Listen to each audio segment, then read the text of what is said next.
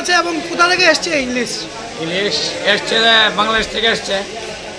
1 KG 100, 1 KG size 1500 টাকা, আর 800, 900 আছে, এটি হলো 1200 টাকা, আর আছে আপনার 500, 600, 1000 টাকা।